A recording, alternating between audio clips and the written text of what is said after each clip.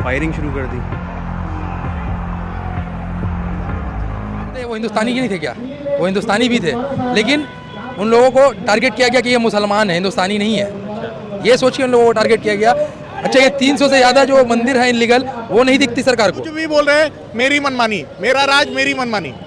मैं जिसको चाहूँ जब चाहूँ अंदर करूँ, जिसको चाहूँ जब चाहूँ तोड़ के मतलब बर्बाद कर दूँ, निस्तर नाबूद कर दूँ।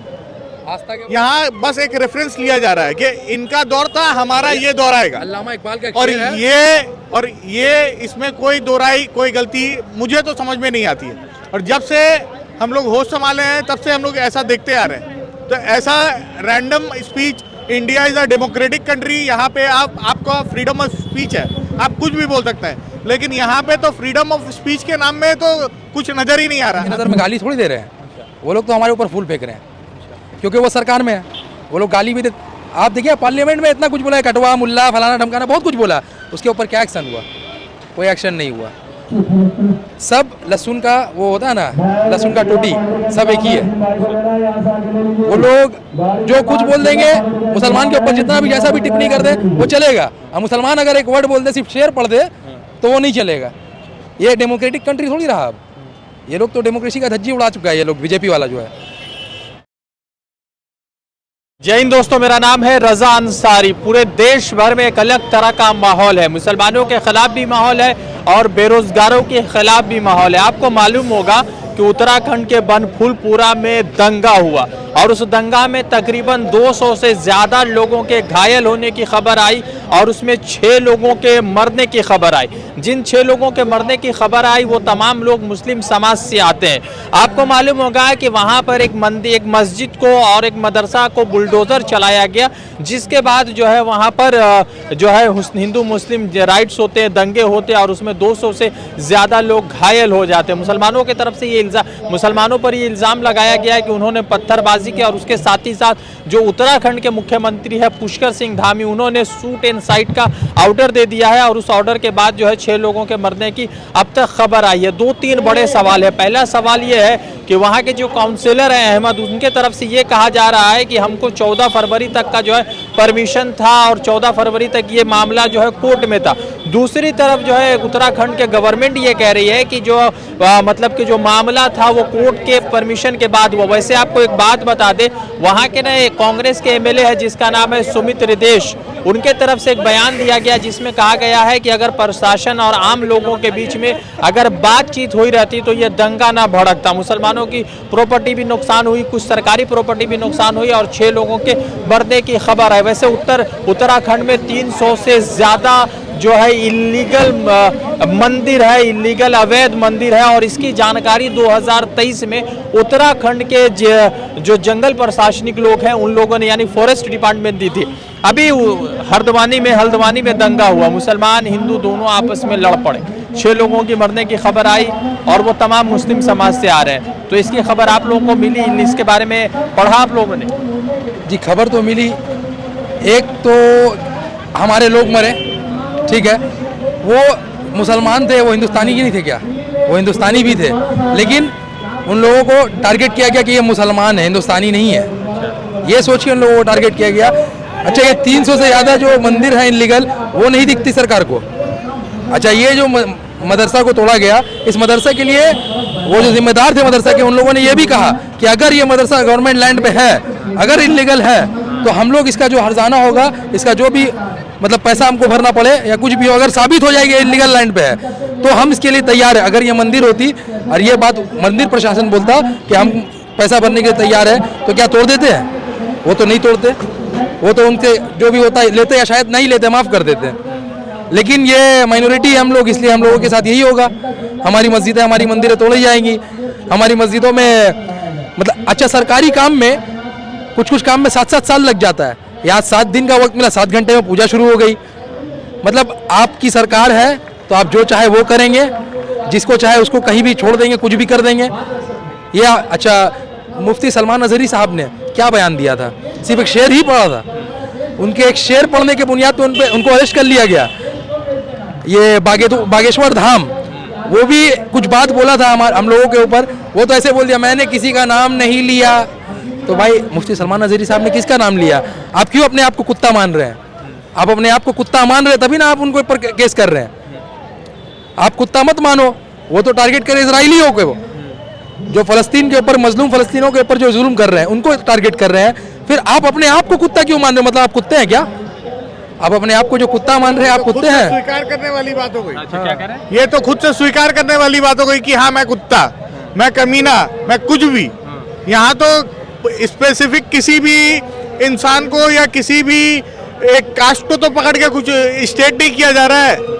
यहाँ बस एक रेफरेंस लिया जा रहा है कि इनका दौर था, हमारा ये दौर आएगा। अल्लामा इकबाल का एक और शेर है, ये इसमें कोई दोहराई, कोई गलती मुझे तो समझ में नहीं आती है। और जब से हम लोग होश संभाले हैं तब से हम लोग ऐसा देखते आ रहे हैं। तो ऐसा random speech, India is a democratic country, यहाँ पे आपका फ्रीडम ऑफ स्पीच है, आप कुछ भी बोल सकते हैं। लेकिन यहाँ पे तो फ्रीडम ऑफ स्पीच के नाम में तो कुछ नजर ही नहीं आ रहा। अभी कुछ भी बोल रहे हैं, मेरी मनमानी, मेरा राज, मेरी मनमानी।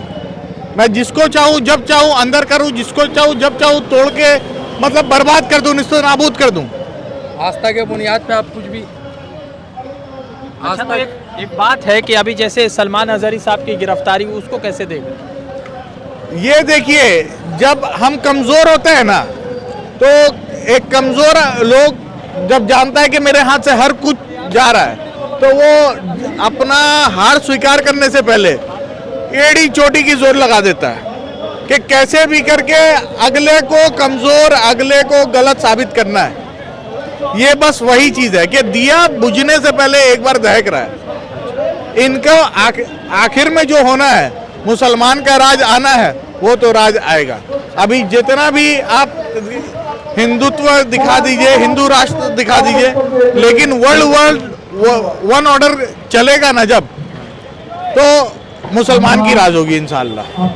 एक बात है कि अभी जैसे पूरे देश भर में सलमान अजहरी के बाद हल्द्वानी हुआ, ज्ञानवापी हुआ, तो क्या ये 2024 का लोकसभा चुनाव है इसीलिए ये सब हो रहा है?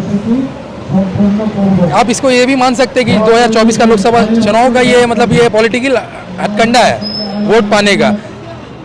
बीजेपी का ये हमेशा से रहा है, कभी कहीं बम ब्लास्ट करवा देते हैं, जवानों को मरवा देते हैं। इससे पहले जो इलेक्शन हुआ उसमें जीतने के लिए पुलवामा अटैक करवा दिया, खुद ही करवाया। असब किया कौन कराया? पाकिस्तान कराया। इलेक्शन आता है, हिंदू मुसलमान शुरू हो जाता है, मंदिर मस्जिद शुरू हो जाता है। अच्छा, आपका ये पाकिस्तान इंडिया शुरू हो जाता है। इन लोगों के पास काम बोल के, रोजगार बोल के कुछ नहीं है, रोजगार बोल के कुछ नहीं है। अभी इंडिया को अगर देखेंगे सबसे नीचे आ रहा है ये आपके अरे भुखमरी में सबसे नीचे आ रहा है ये, ठीक है। तो इसका कोई हल नहीं निकाल रहा सरकार। आप G20 कर रहे हैं तो उसमें क्या कर रहे हैं, सब जितना मतलब झोपड़ी है सबको घेर दे रहे हैं। तो घेरने से क्या गरीबी छुप जाएगी?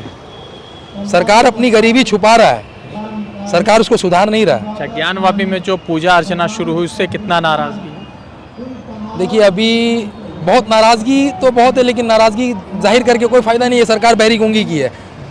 ऐसा नहीं है कि अगर सिलेंडर ज्ञानवापी में सिलेंडर अगर 960 रुपये मिल रहा है तो सिर्फ हम ले रहे हैं, ऐसा तो नहीं है। ये हिंदू भाई भी ले रहे हैं, सिख भाई भी ले रहे हैं, क्रिश्चियन भाई भी ले रहे हैं, सबको वही रेट में मिल रहा है। ऐसा नहीं कि सिर्फ मुसलमान के लिए पर्टिकुलर ये 960 है, बाकी आप लोग 9 रुपये में लेके जाइए, ऐसा तो नहीं है। सबको बराबर का मिल रहा है। तो फिर किस बात का ये मतलब सरकार ये क्या कर क्या रहा है? सरकार ये सरकार सिर्फ अपना रोटी सेक रहा है। कोरोना के नाम में PM ट्रस्ट फंड बनाया, पूरा पैसा कहाँ गया? ये सवाल करता है, कोई नहीं करेगा। अच्छा, जैसे आज जो है, जैसे आप कह रहे थे कि 2024 का लोकसभा चुनाव करीब है, तो क्या ये तमाम लोकसभा चुनाव जीतने की तैयारियां, क्योंकि रविश कुमार ने ऐसा पोस्ट किया और कहा?